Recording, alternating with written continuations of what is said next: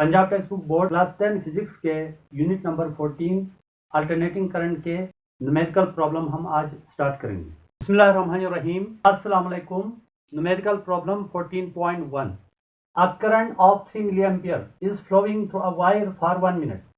What is the charge flowing through the wire?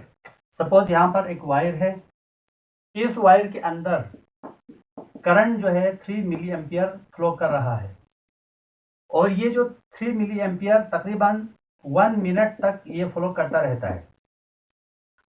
तो हमने ये बताना है अगर 1 मिनट तक 3 मिली एम्पियर अगर इस वायर के थ्रू फ्लो करता रहेगा तो इस वायर के थ्रू कितना चार्ज फ्लो कर रहा होगा, कितना चार्ज फ्लो करेगा, यानी कि charge flowing through this wire हमने फाइंड करना है। फर्स्ट ऑफ ऑल हम डेटा बनाते हैं। Data current is equal to capital I is equal to 3 milli ampere. Current 3 milli ampere है, करंट ऐसा यूनिट एम्पियर है, तो यहाँ पर जो मिली है ये प्रीफिक्स है, मिली 10 की पावर -3, तो मिली की जगह 10 की पावर -3 पुट करेंगे तो करंट का यूनिट एसआई में चेंज हो जाएगा। तो I is equal to 3 multiply by 10 की power -3 ampere. Time is equal to small T is equal to 1 minute. Time 1 minute है और 1 मिनट 60 सेकेंड के बराबर है। Charge is equal to capital Q is equal to question mark. Charge हमने find करना है। Data के हिसाब से एक ऐसा फॉर्मूला आपने सोचना है जिसमें आई भी हो, टी भी हो और क्यू भी हो। तो इस चैप्टर के अंदर आपने पढ़ा है एज बी नाउ दैट, इस चैप्टर के अंदर आपने पढ़ा है करंट का formula I is equal to Q upon T. तो क्यू की वैल्यू निकालना है तो टी को आई के साथ लेकर आए बाई क्रॉस मल्टीप्लिकेशन। तो Q upon T is equal to I, जिसके नीचे कुछ भी ना हो वहाँ 1 कंसिडर करें, टी आई के साथ जाएगा तो Q is equal to I cross T. Q is equal to I की वैल्यू है हमारे पास मल्टीप्लाई बाई 10 की पावर -3। टाइम है हमारे पास 60 सेकेंड। 60 को 3 से मल्टीप्लाई करें, 300, 3 6 18, 180 10 की पावर -3। चार्ज का यूनिट है coulomb. This is our required answer.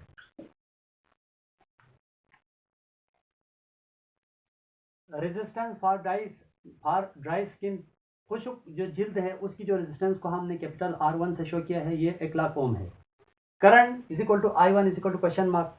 इस रेजिस्टेंस के लिए करंट को हमने I1 से शो किया है और ये फाइंड करना है। Voltage is equal to V is equal to 12 volts. Voltage constant है, दोनों केसेस में वोल्टेज कांस्टेंट होगा, तो वोल्टेज की वैल्यू है 12 volts. Resistance of wet skin, जो तर स्किन है, जो वेट स्किन है, उसकी रेजिस्टेंस को हमने कैपिटल R2 से जाहिर किया है और ये हमारे पास है 1000 ओम। इस रेजिस्टेंस के लिए करंट है, इसको हमने I2 से शो किया है और ये हमने फाइंड करना है। तो इंतहाई सिंपल न्यूमेरिकल है। डेटा के लिहाज से यहाँ पर ओम्स लॉ लगेगा। According to Ohm's law, according to Ohm's law is equal to IR, इसको इक्वेशन 1 लिख दें। Equation 1 can also be written as, equation 1 को हम 1 लाख ओम रेजिस्टेंस के लिए भी लिखेंगे, इक्वेशन 1 को हम 1000 रेजिस्टेंस के लिए भी हम लिखेंगे। तो ये होगा V कांस्टेंट है तो V के साथ 1 2 ना लिखेंगे। V is equal to I1 R1, यहाँ से I1 की वैल्यू निकालें तो I1 is equal to V upon R1, इसको इक्वेशन 2 लिख दें। एंड अब मैं इस इक्वेशन को मैं 1000 ओम रेजिस्टेंस के लिए लिखूंगा तो ये हमारे पास होगा I2 is equal to V upon R2। V दोनों सूरत में सेम है, कांस्टेंट है, क्योंकि सेम बैटरी है, इसलिए V1 V2 ना लिखेंगे, जस्ट V से जाहिर करेंगे। इसके इक्वेशन 3 लिखें। डेटा हमारे पास बन चुका है और फार्मूला भी हमारे पास बन चुका है, तो इसको आप सिंपली सॉल्व कीजिएगा। From equation 2 I1 is equal to V की वैल्यू है 12, R1 की वैल्यू है 1 लाख। अब 1 लाख को मैं लिख सकता हूँ I1 is equal to 12, 1 multiply by 10 की पावर +5 लिख सकता हूँ, +5। क्योंकि 1 2 3 4 5 डॉट यहाँ पर है, तो फर्स्ट नॉन जीरो डिजिट के बाद लिखाएंगे तो डॉट राइट से लेफ्ट, पावर रेस होता है प्लस में। डिनोमिनेटर में 10 की पावर प्लस 5 है, तो नोमिनेटर में आके 10 की पावर माइनस 5 हो जाएगी। यूनिट है एम्पियर। यहाँ है डॉट को राइट से लेफ्ट की तरफ एक नंबर शिफ्ट करें तो 10 की पावर प्लस 1, 10 की power minus 5 ampere. I1 is equal to 1.2, base से में पावर ऐड करें 1 plus 1 minus 1। Now from equation 3 से आप इसको सॉल्व करें। I2 is equal to we हमारे पास 12 है डिवाइड बाय R तो हमारे पास 1000 है, तो I2 is equal to 12 divide by 1000 को मैं लिख सकता हूँ 1 मल्टीप्लाई बाय 10 की power plus 3। I2 is equal to 12, 10 की पावर प्लस 3 नोमिनेटर में जाके माइनस हो जाएगा, क्योंकि नोमिनेटर और डिनोमिनेटर में हम वैल्यूज़ को एक्सचेंज करते हैं तो पावर की जो साइन है वो चेंज हो जाती है। 1 की कोई वैल्यू नहीं है, 1 लिखा नहीं है हमने, तो I2 is equal to dot को फर्स्ट नॉन जीरो डिजिट के बाद लेकर आए, राइट से लेफ्ट तरफ एक नंबर जंप कर रहा है, तो 10 की पावर प्लस 1 में बढ़ेगा, प्लस 1 10 की पावर माइनस 3। करंट का यूनिट है ampere. I2 is equal to 1.2 plus 1 minus 3, base से में पावर ऐड करें तो साइन बढ़ी क्या आएगी, -2 ampere. This is our final answer. Problem number 14.3, the resistance of a conductor wire is 10 mega ohm if a potential difference of 100 volts is applied across its ends, then find the value of current passing through it in milliampere। Conductor wire है, इस conductor wire के अंदर 10 mega ohms resistance है। अगर हम इसके दोनों and पर यहाँ पर हम पोटेंशियल डिफरेंस अप्लाई करें, कैसे करेंगे, हम इसको पॉजिटिव टर्मिनल से जोड़ देंगे बैटरी के, इसको हम नेगेटिव टर्मिनल से जोड़ देंगे, और यहाँ पर जो पोटेंशियल डिफरेंस है बैटरी की वो हमारे पास है 100 वोल्ट।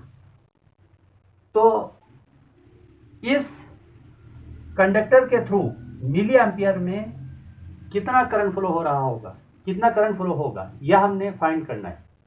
फर्स्ट ऑफ ऑल हम डेटा बनाते हैं। डेटा रेजिस्टेंस को हमने कैपिटल R से शो किया है, ये हमारे पास 10 मेगा ओम है, मेगा प्रीफिक्स है, प्रीफिक्स की वैल्यू 10 की पावर प्लस 6 है, तो मेगा की जगह 10 की पावर प्लस 6 रखा, तो हमारे पास रेजिस्टेंस की वैल्यू आ रही है 10 मल्टीप्लाई बाई 10 की power plus 6 Om.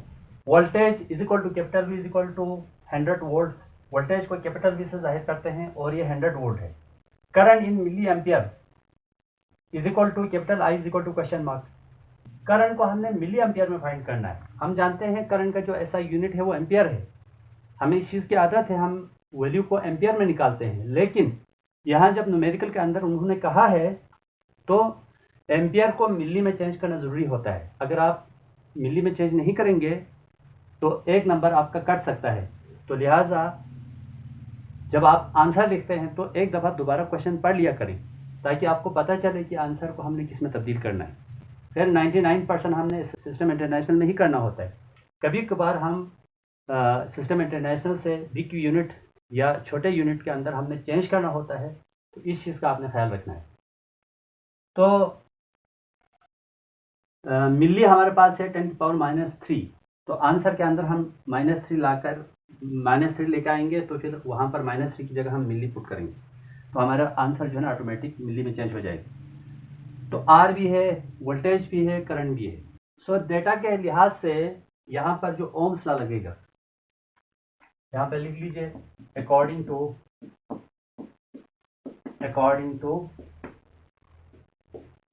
Ohms law V is equal to I R. Current की वैल्यू निकालनी है, तो I R is equal to V, मैं इसको ऐसे लिख सकता हूँ। डिनोमिनेटर में कुछ भी ना हो वहाँ 1 कंसिडर करते हैं क्रॉस मल्टीप्लाई करने के लिए। R को राइट साइड के डिनोमिनेटर में लेकर आए बाई क्रॉस मल्टीप्लिकेशन, तो I is equal to V upon R। तो I is equal to V की वैल्यू है हमारे पास 100 डिवाइड बाई R की वैल्यू है हमारे पास 10 मल्टीप्लाई बाई 10 की पावर प्लस 6। एक जीरो कैंसिल कर दो यहाँ से, तो यहाँ पर नोमिनेटर के अंदर बचा 10, नोमिनेटर में 10 बचा, डिनोमिनेटर में 1 मल्टीप्लाई बाई 10 पावर प्लस 6 बचा। Further simplifying we have I is equal to 10 multiply by, denominator में 10 की पावर प्लस 6 है तो नोमिनेटर में लेकर आएंगे तो ये वैल्यू होगी 10 की पावर माइनस 6। ऐसा यूनिट है इसका ampere. I is equal to, अब हमने मिली में चेंज करना है तो 10 की पावर माइनस 6 को मैं इस तरह लिख सकता हूँ 10 की पावर माइनस 3, 10 की पावर माइनस 3। मैंने 10 की पावर माइनस 6 को ब्रेक करके 10 की पावर माइनस 3, 10 की पावर माइनस 3 लिखा। यहाँ पर बेस है, में पावर ऐड करेंगे तो वहाँ दोबारा हमारे पास 10 की पावर माइनस 6 आएगा। अब ये जो 10 की पावर माइनस 3 है इसको दोबारा डिनोमिनेटर में लेकर जाए, 10 डिवाइड बाय 10 की पावर प्लस 3 हुआ। इस 10 की पावर 3 में मिली पुट करें, मिली एम्पियर। अब देखिए मिली में चेंज हो गया हमारे पास, एज 10 की power minus 3 is equal to small m milli. तो I is equal to 10 divide by 10 की पावर प्लस 3 होता है हमारे पास 1000 मिली एम्पियर। तो 10 को 1000 से डिवाइड कीजिएगा, 10 को 1000 से डिवाइड कीजिएगा, 10 डिवाइड बाय 1000, तो ये वैल्यूज आ रही है I is equal to 0.01 milli ampere.